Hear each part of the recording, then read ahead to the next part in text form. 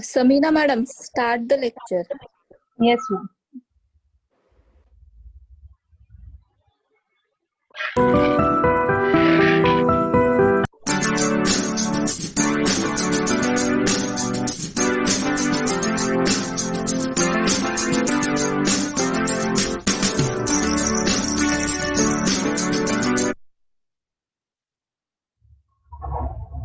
A very good morning to all the students.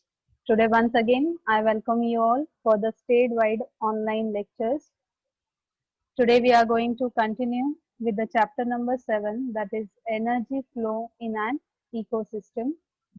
Our today's subtopics are biogeochemical cycle, types of biogeochemical cycles, and carbon cycle.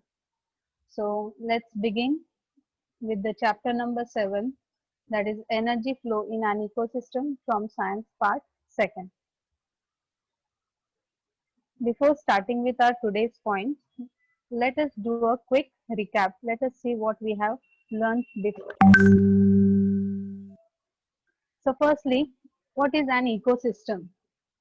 A system which is formed due to the interaction between the biotic and abiotic components of the environment is called as ecosystem. Okay, what is an ecosystem?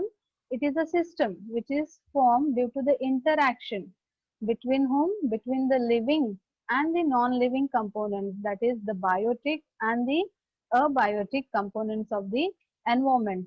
Their interaction forms a system, and this system is called as ecosystem. Then we had seen about what is a food chain and what is a food web. So firstly, what is a food chain? Interaction go on continuously between the producers, consumers and saprophytes.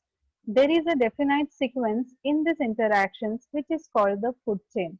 Each chain consists of 4, 5 or more links. Okay, here if you see the diagram of the food chain, so you will see that there is the interaction which is going on between whom? Between the producers, consumers as well as the saprophytes. Okay, and there is a proper sequence, a definite sequence between their interactions.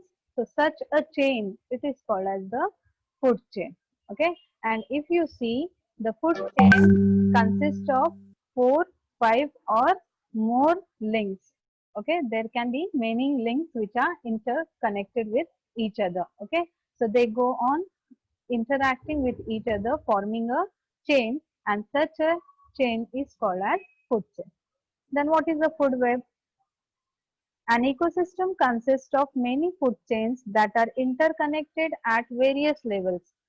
Thus, a food web is formed. Okay, it forms a web. Web means a network like. Okay, just like a small example. An insect feeds upon leaves of various plants, but the same insect is prey for different animals like frog, wall lizard, birds, etc. Okay, what if we take an example of a small insect? So that insect, it feeds upon the leaves of various plants, right? But that same insect can serve as a food, it can serve as a prey for many animals like the frog, the wall lizard, birds, etc. Okay, so it forms like a web, a web. So such a web is called as food web. Okay, so this is relationship between the food chain and the food web. Then you have seen about energy pyramid. Now what is the energy pyramid? There are different levels of energy exchange in the food chain. The initial quantity of energy goes on decreasing at every exchange.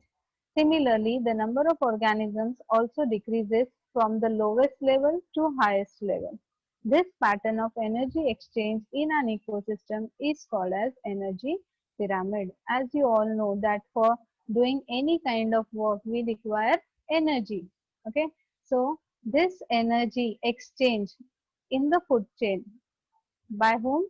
By the different producers, consumers. Okay, so while they exchange this energy, the energy level, if you see here in this diagram, you will see that the percentage of the energy, it goes on decreasing from as we go from lowest level to the highest level. Okay, and this pattern of energy exchange in the ecosystem, it is called as the energy pyramid. It forms a triangular shape, it forms a pyramid shape. Okay, and you can see that there is the consumption of energy from each level, and this energy level, it goes on decreasing as we go from lowest level to the highest level, as well as the number of organisms, they also go on decreasing. Okay, so such a pyramid, it is called as the energy pyramid.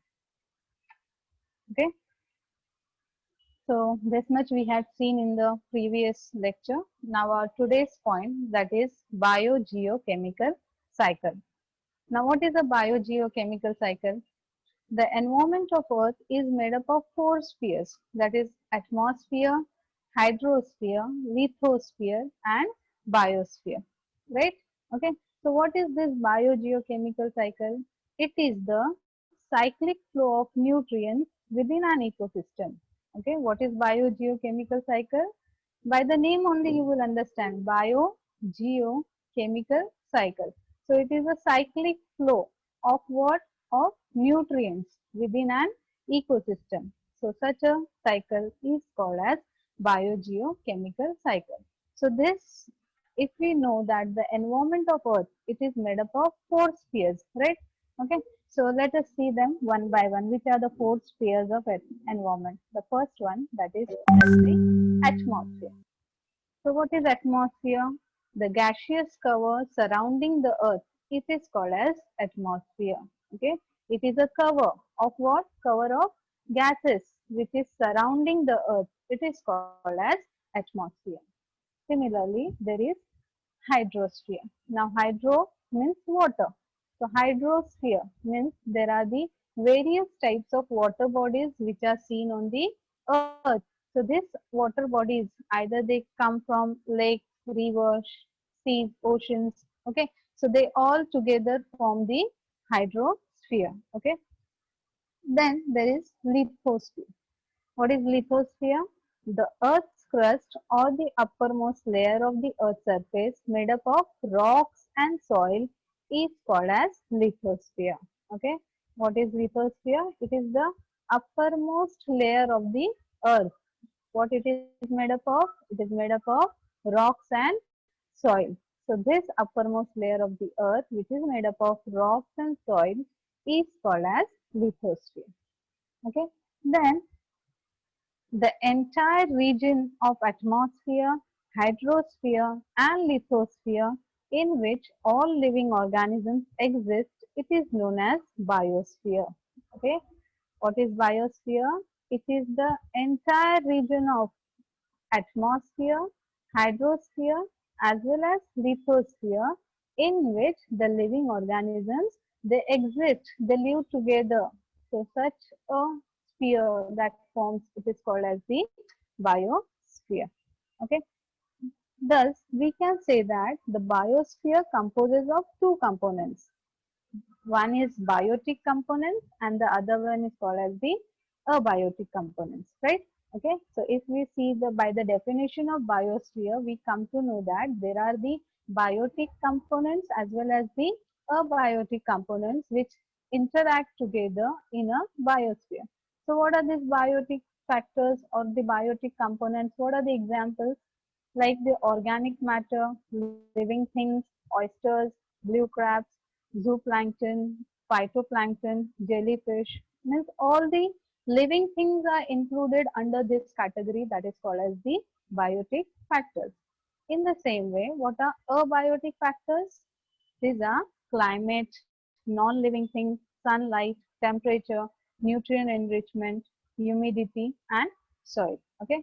So these are the biotic and the abiotic components of the biosphere who interact with each other, and such a interaction forms a biosphere. Though the energy flow in an ecosystem is one way, the flow of nutrients is cyclic. Okay, what? Even if we see that the energy flow, it is in one direction, as we have seen in the energy pyramid, that the flow of energy, it is from the lowest level to the highest level, right? It flows in only one direction. But the flow of nutrients, it is cyclic. It forms a cycle like, okay? All organisms, they need nutrients for their growth. Nutrients necessary for the growth of organisms are continuously transferred from abiotic to biotic factors and from biotic to abiotic factors within an ecosystem. Okay, this is a very important point, that all organisms, they require the nutrients for their growth, right? So these nutrients, where do they get it from? They get it from the abiotic components to the biotic factors, and from the biotic factors to the abiotic factors within an ecosystem. Okay, just like a small example, plants require the nutrients. Where do they get it from? From the soil, right? Then these nutrients are being given up to the plants. Plants grow. When these plants grow, they are being eaten up by the small animals, right? And these small animals are being eaten up by the higher grade animals, right? And these higher grade animals, once they die, they get buried in the soil, they get decomposed, means that nutrient is again mixed up in the soil, and then the chain continues. So this is what? This is the interaction between the biotic as well as the abiotic factors of the ecosystem. This cycle operates continuously through the medium of the biosphere formed by lithosphere, atmosphere and hydrosphere. So, the recycling of biological, geological and chemical sources of nutrients is a complex process and depends upon the level of energy transfer in the ecosystem. Okay, this recycling process, it is a complex process and it depends upon whom? It depends upon the level of energy which is being transferred in the ecosystem. So, what is what do you mean by this biogeochemical cycle? It is the cyclic flow of nutrients within an ecosystem. Okay, it is of two types. One is gaseous cycle and the other one is called as the sedimentary cycle. Okay, the biogeochemical cycle, it is the cyclic flow of nutrients within an ecosystem and it is of two types. One is called as the gaseous cycle and other one is called as the sedimentary cycle. Okay. Now let us see what is the difference between gaseous cycle and sedimentary cycle. So the first, that is gaseous cycle. The accumulation of the main abiotic gaseous nutrient materials is found in the Earth atmosphere. Okay, what if you see in the Earth atmosphere, you can find the accumulation, the collection of main abiotic gaseous nutrients. Many gaseous nutrient materials, they are getting collected in the Earth's atmosphere. So such a collection forms a gaseous cycle. Okay. Then what is a sedimentary cycle? The collection of main abiotic nutrient materials that is found in soil, sediments and sedimentary rocks of the earth. Okay. It is the collection of what? Collection of abiotic nutrient materials. Where it is found? It is found in the soil, sediments and the sedimentary rocks of the earth. So such a cycle, it is called as sedimentary cycle. Now, what are the examples of gaseous cycle? Nitrogen cycle, oxygen cycle, carbon cycle, and the water cycle are some of the examples of gaseous cycle. Okay, these are the different cycles which are present in the atmosphere. So they are called as gaseous cycles. Example: nitrogen cycle, oxygen cycle, carbon cycle, and the water cycle. Okay. Then what are the examples of sedimentary cycle? Example is iron cycle, calcium cycle, and the phosphorus cycle. Okay, these are the examples of sedimentary cycle. Then the gaseous cycle is speedier than the sedimentary cycle. Okay, if you see, what you will find that the gaseous cycle, it is more speedier than the sedimentary cycle. How you can prove it? A simple example. If carbon dioxide has accumulated in any area, it is quickly dispersed with the wind or it is absorbed by the plants. You know that plants require carbon dioxide during the process of photosynthesis, right? So this carbon dioxide which is being emitted by different vehicles, different industries, okay? So this carbon dioxide, it does not get accumulated or it does not get remain in one place for a longer time. It is either being dispersed with the help of the wind or it is being absorbed by the plants. Okay. So this proves us that the gaseous cycle is speedier than the sedimentary cycle. However, climatic changes and human activities seriously affect the speed, intensity and equilibrium of gaseous and sedimentary cycle. Okay, this climatic changes, human activities, they seriously affect, they have some effect on the speed of the gaseous and the sedimentary cycles. Okay, then do you know the biogeochemical cycles cannot be separated from each other? Yes, the biogeochemical cycles, just now what we have seen, we can say that they cannot be separated from each other. How? Example, nitrogen is present in the form of gas in the atmosphere and in the form of compounds in the soil and sediments. Okay, as we say that nitrogen is a gas, right? Means it comes under the gaseous cycle. So this nitrogen, it is present in the atmosphere in the form of gas as well as it is present in the form of compound where in the soil and the sediments. Okay, means it is the both the cycles, that is the gaseous cycle as well as the sedimentary cycle, they both are being interrelated to each other. Okay, so this way we can say that the biogeochemical cycles cannot be separated from each other. Okay, similarly, one more example. Carbon occurs in the abiotic form mainly in coal, graphite, diamond and limestone etc. in the earth's crust and in the form of carbon dioxide in the atmosphere. If you know that carbon exists in the form of gas like carbon dioxide gas in the atmosphere, right?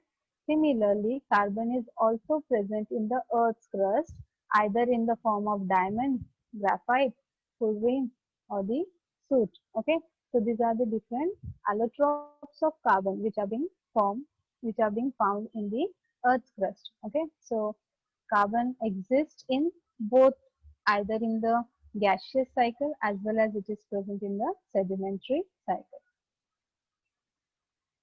So generally carbon is present in plants and animals for a much shorter duration than in a coal. So today we are going to study with this, that is the carbon cycle. Now what is a carbon cycle?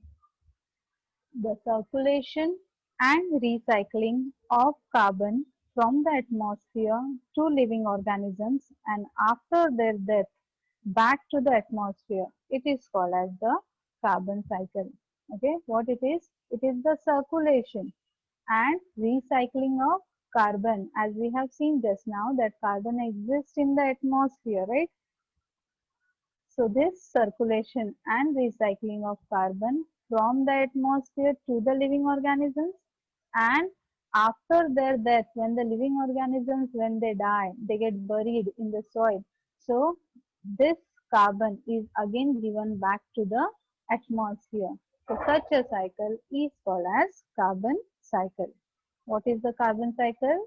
The circulation and recycling of carbon from the atmosphere to living organisms and after their death back to the atmosphere. It is called carbon cycle. Then abiotic carbon atoms are circulated and recycled into biotic form mainly through photosynthesis and respiration. Hence, carbon cycle is one of the most important biogeochemical cycle. Okay, as you know, the main two processes which help for the circulation and recycling of carbon, these are photosynthesis process as well as the respiration process. Okay, if you know, plants, they can prepare their own food in the presence of sunlight by using what? By using the carbon dioxide which is present in the atmosphere, right? And this, by with the help of this carbon dioxide, water and the sunlight, they produce what? They produce their oxygen and the compounds, that is carbohydrates, as a food for them. Okay, so this process of photosynthesis requires this carbon dioxide. Similarly, when we do the process of respiration, so what we inhale? We inhale the oxygen and we give out the carbon dioxide. So this give and take process, it together helps in the process of carbon cycle. That is, carbon is being utilized as well as it is being exhaled out from our body during the process of respiration. So these two processes, that is photosynthesis and respiration, they are very important for this carbon cycle.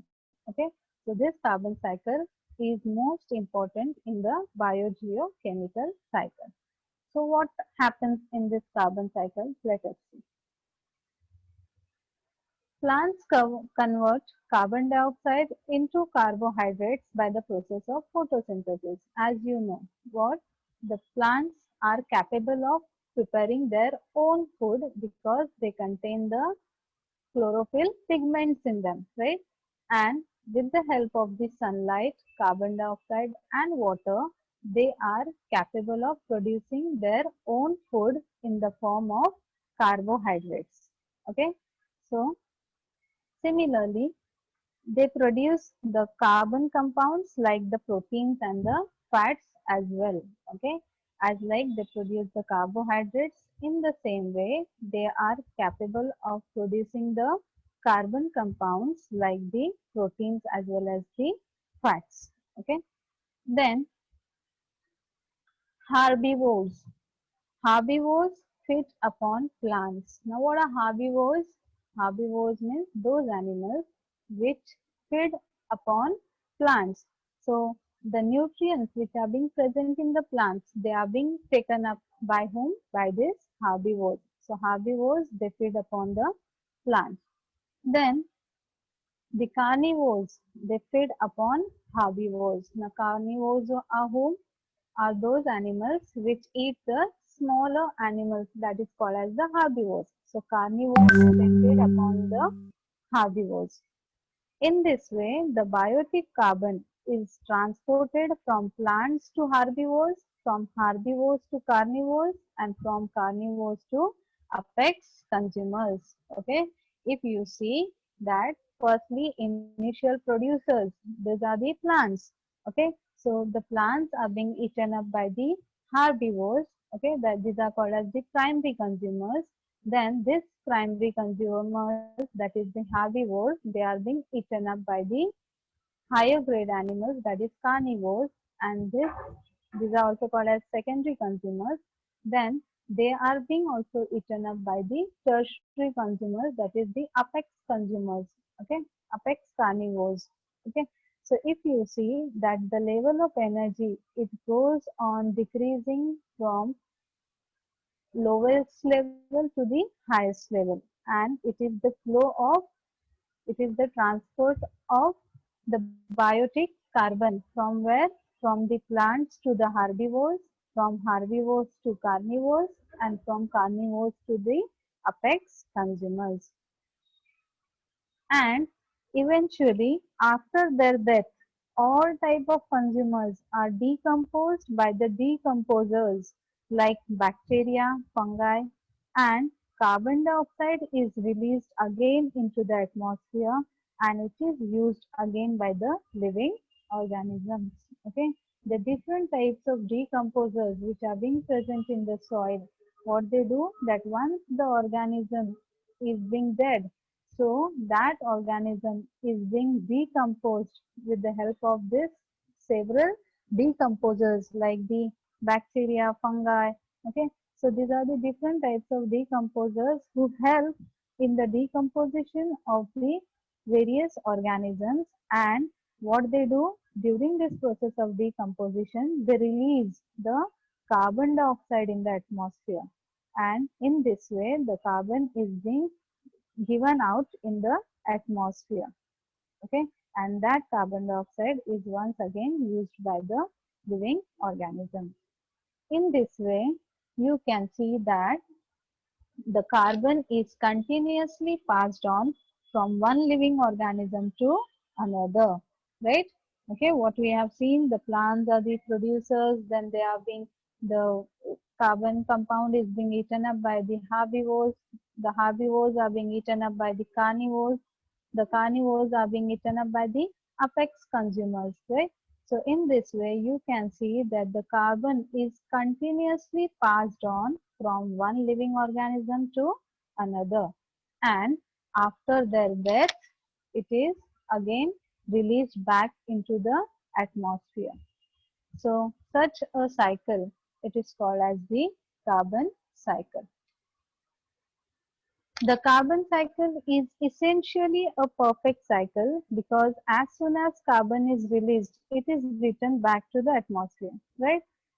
But due to rapid industrialization and overuse of fossil fuels, the amount of carbon dioxide present in the atmosphere is increasing continuously. Okay, as by its own, the carbon cycle is a perfect cycle. Okay, because as soon as the carbon gets accumulated, it is being used up by the plants or it is being carried away with the help of the wind. But if you see day by day, due to increase in the industrialization and the overuse of fossil fuels, it has strongly affected the percentage of carbon dioxide in the atmosphere. And you can see that the carbon dioxide, it is being increasing day by day in the atmosphere.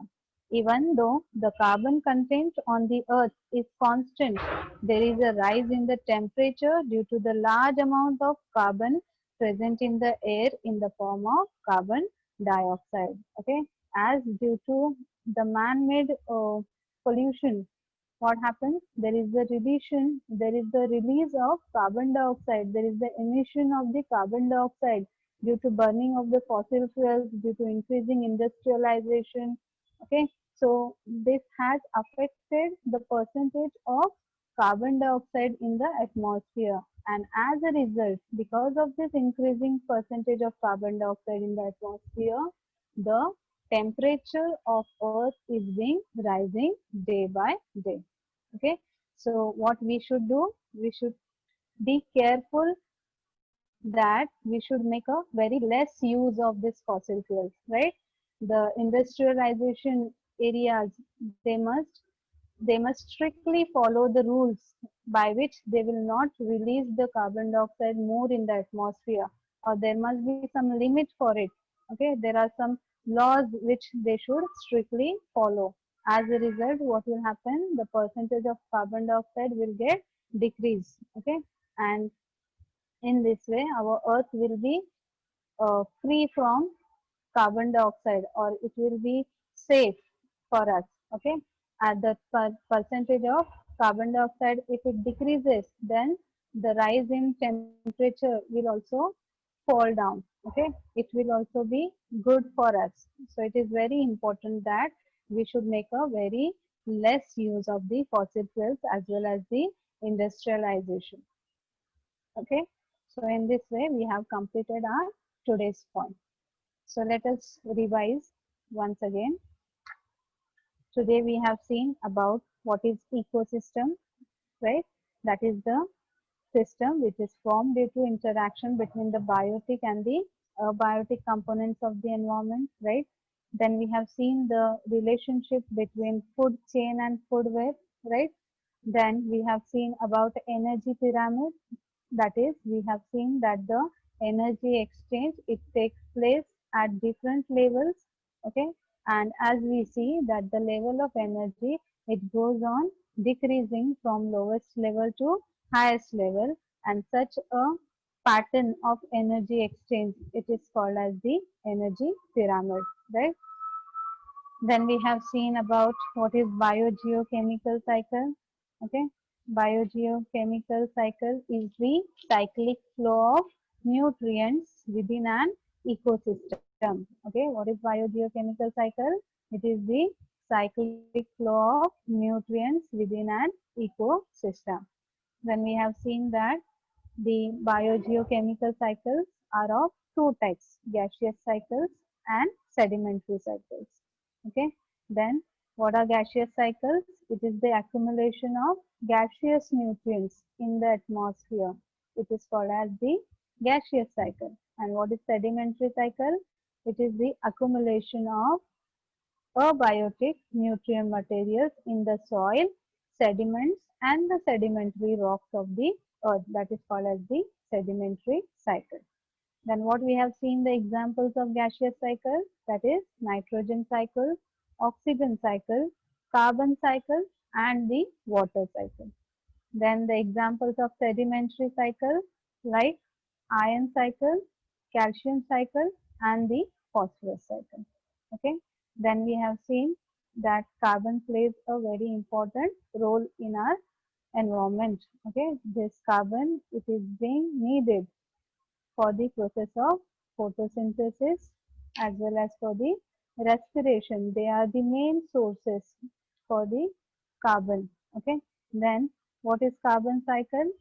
The circulation and recycling of carbon from the atmosphere to the living organisms, and after their death, again this carbon, it is being released back into the atmosphere. It is called as the carbon cycle. Okay. Then we have seen that the plants are the main producers. What they do, they use the carbon dioxide and they produce the carbohydrates for the during the process of photosynthesis. Then this carbon is also being produced in the form of compounds like proteins and fats. Okay. Then the herbivores, when they eat these plants, so that carbon, it enters in their body. Then these herbivores are then eaten up by the carnivores, and in this way the biotic carbon is transported from plants to herbivores, from herbivores to carnivores, and from carnivores to apex consumers.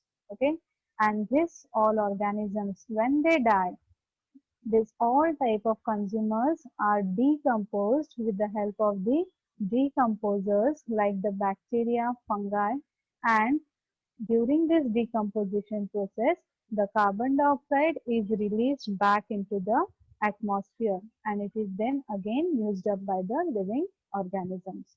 So in this way, we can say that carbon is continuously passed on from one living organism to another, and after their death, it is again given back into the atmosphere. Okay, so such a cyclic flow of carbon is called as the carbon cycle. By its own, carbon cycle is a perfect cycle, but due to the human activities like the rapid industrialization, the overuse of fossil fuels, what has happened?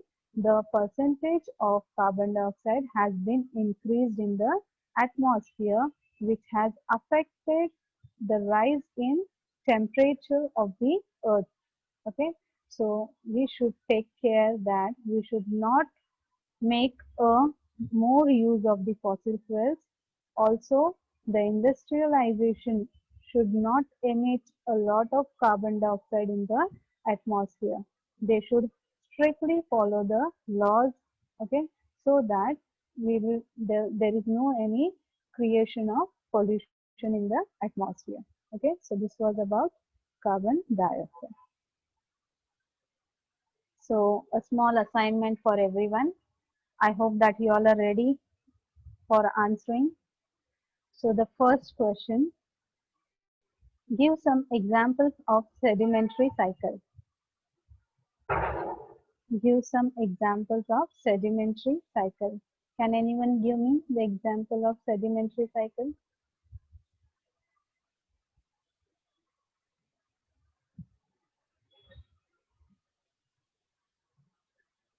Yes, Almas ma'am.